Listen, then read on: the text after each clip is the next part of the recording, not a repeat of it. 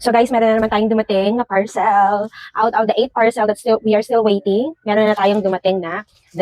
And we're gonna do the unboxing again.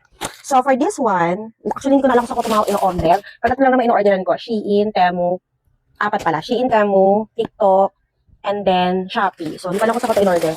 But anyways. So let's open. Hindi ko alam kung ano kaya. Ay! This is from Shopee.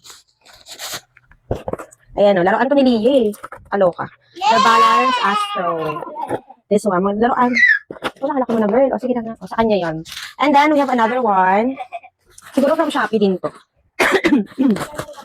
So, okay. This is the lotion. Refilled na lotion.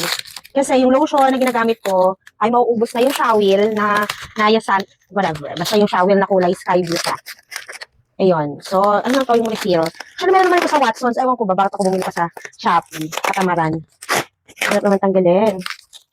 So, wait. Naka-bubble wrap pa siya. Ito. Ayan. This is the Shawil SPF 5, SPF 35 Niacinamide. Tama ba yung pronunciation ko? Whitening Body Lotion Refill. So, ito kasi yung ginagamit kong lotion. So, I was still expecting 6 parcel. Update ko kayo pag dumating na. Diba? Parang may care naman kayo kung dumating siya. Hindi. Anyways, thank you for watching.